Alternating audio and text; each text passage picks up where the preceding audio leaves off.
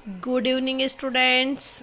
हम class 9th का science chapter number 1 जो है पढ़ चुके थे और उसी में आपको कुछ राशि और उनके मात्रक दिए हुए बेटा। ठीक है, कुछ राशियां हैं, उनके मात्रक दिए गए, उसको अपन कैसे जो है मापते हैं और उसको किस प्रतीक चिन्ह के रूप में लिखा जाता है। ठीक है, देखिए राशि जो है यहाँ पर दी हुई है, मात्रक दिया और उसका प्रतीक चिन्ह दिया हुआ है। ठीक है बेटा, तो तापमान जो है, तापमान को किस में मापते हैं हम? केल्विन में। तापमान का मात्रक क्या है? केल्विन। और केल्विन का प्रतीक चिन्ह क्या है? के है। लंबाई जो है, लंबाई को किस में मापते हैं हम? तो मीटर में मापते हैं और मीटर का प्रतीक चिन्ह क्या है? तो स्मॉल m से डिनोट करते हैं इसको। फिर है संहति। संहति को किस में मापते हैं हम? किलोग्राम में। और किलोग्राम का जो प्रतीक चिन्ह है वो क्या है? केजी है। ठीक है, अपन मार्केट में जाते हैं ना कि 1 kg शुगर दे दो, ठीक है, तो हम केजी में मापते हैं।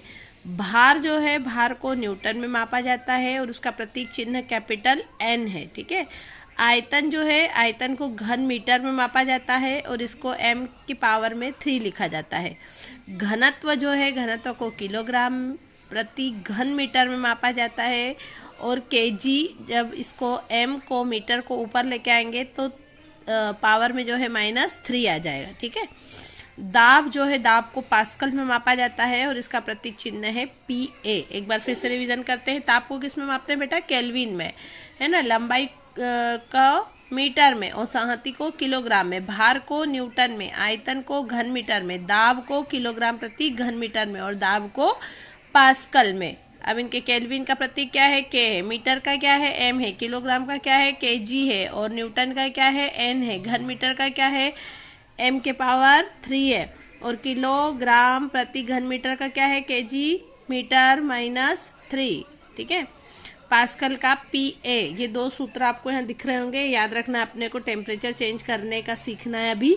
तो केल्विन में यदि दिया हुआ है और बोला है उसने कि इसको सेल्सियस में चेंज करो, तो आपको केल्विन बराबर लिखना होगा 273 प्लस डिग्री सेल्सियस। ठीक है, और यदि आपको कोई टेम्परेचर जो है डिग्री सेल्सियस में दिया है और उसको केल्विन में चेंज करना है, तो आपको ये फार्मूला याद रखना है कि डिग्री सेल्सियस बराबर होता है केल्विन -273। ठीक है, देखो केल्विन यदि हमको सेल्सियस में परिवर्तित करने का बोला है तो केल्विन में हमको केल्विन बराबर 273 प्लस डिग्री सेल्सियस प्लस करना है। ठीक है, और यदि जो है केल्विन में चेंज करने का बोला है, सेल्सियस में दिया है, केल्विन में चेंज करना है, तो सेल्सियस को यहाँ लिखेंगे बराबर के साइड में LHS में और RHS में लिखेंगे हम K -273 बस। ठीक है, ये आपको थोड़ा सा डिफरेंस याद रखना है बेटा। ठीक है, क्योंकि दोनों फार्मूले एग्जाम में पूछे जाते हैं, तो आपको चेंज करते आना चाहिए। केल्विन से सेल्सियस में भी आना चाहिए और सेल्सियस से केल्विन में भी आना चाहिए। चलो मैं आपको कुछ एग्जाम्पल बताती हूँ। जैसे पूछा गया क्वेश्चन कि निम्नलिखित तापमानों को सेल्सियस इकाई में परिवर्तित करो, है ना। यहाँ पे केल्विन में दिया गया है कि 300 केल्विन है, इसको सेल्सियस में चेंज करो। तो हमको केल्विन का फॉर्मूला पता है ना। के बराबर क्या होता है? 273 प्लस डिग्री सेल्सियस। तो फिर हमको इस के दिया हुआ है तो के लिखेंगे 300 और इक्वल टू 273 प्लस क्या निकालना है हमको? डिग्री सेल्सियस निकालना है ना, मतलब टेम्परेचर निकालना है, और वो भी किस में? डिग्री सेल्सियस में। ठीक है, इसलिए इसको क्या करेंगे अपन, 300 जो है इसमें से 273 को माइनस कर देंगे, तो अपने पास जो टेम्परेचर निकल के आएगा वो क्या होगा? 27 डिग्री सेल्सियस। अगला दिया गया है कि 573 केल्विन है, इसको जो है आप सेल्सियस में चेंज करो, तो वही फॉर्मूला लगाना है अपने को। और देखो के कितना दिया है? 573 दिया हुआ है। ठीक है, इक्वल टू 273 प्लस क्या करना है हमको? टी करना है। टी जो है डिग्री सेल्सियस है, तो टी बराबर क्या हो जाएगा? 573 में से इसको क्या कर देंगे हम? माइनस कर देंगे, तो हमारा टेम्परेचर आ जाएगा। और टेम्परेचर आया है हमारे पास 300 डिग्री सेल्सियस। ठीक है बेटा, तो आपको केल्विन में भी आना चाहिए और सेल्सियस में भी आना चाहिए। तो अभी हमने जो है सेल्सियस इकाई में परिवर्तित करना सीख लिया है। अब देखो एक और एग्जांपल बताती हूँ, मैं नीचे ही दिया हुआ है कि निम्नलिखित जो तापमान है इसको केल्विन में चेंज करो। आपको डिग्री सेल्सियस में दे दिया, ठीक है। तो हमें क्या करना है, ये फॉर्मूला याद होना चाहिए कि हमको जो है केल्विन बराबर क्या होता है अपने पास 273 प्लस डिग्री सेल्सियस। तो हम क्या करेंगे, टी जो है ये निकालना है हमको केल्विन में, है ना। तो 273 वैसा का वैसा, ये सी जो है हमको दिया हुआ है 25, मतलब 273 में 25 डिग्री सेल्सियस को क्या कर देंगे, प्लस कर देंगे। तो क्या आंसर आ गया हमारा 298 केल्विन।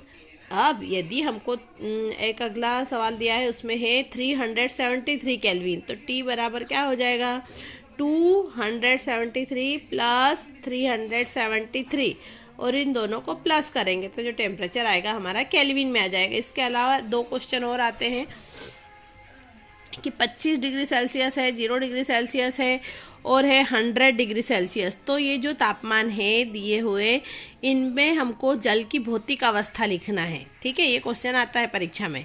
तो 25 डिग्री सेल्सियस पर जल जो है हमेशा द्रव अवस्था में पाया जाएगा, और 0 डिग्री सेल्सियस पर जल जो है ठोस और द्रव दोनों अवस्था में पाया जाता है, क्योंकि 0 डिग्री सेल्सियस पर बर्फ क्या करने लग जाता है, पिघलने लग जाता है। तो कोई भी बर्फ का टुकड़ा है जो कि 0 डिग्री सेल्सियस पर रखा है, तो बर्फ का टुकड़ा पूरा भी रहेगा और थोड़ा थोड़ा मेल्ट होना भी शुरू हो जाएगा। तो ठोस और द्रव दोनों अवस्थाओं में मिलेगा। फिर 0 डिग्री सेल्सियस, तो 0 डिग्री सेल्सियस पर आप जानते ही है कि पानी क्या करने लगता है, उबलना शुरू कर देता है, और उबलेगा तो उसमें से क्या निकलेगी, गैस निकलेगी। तो द्रव और गैस दोनों अवस्थाओं में पाया जाता है। ये क्वेश्चन आपको आता रहता है एग्जाम में। Okay, all of you, thank you.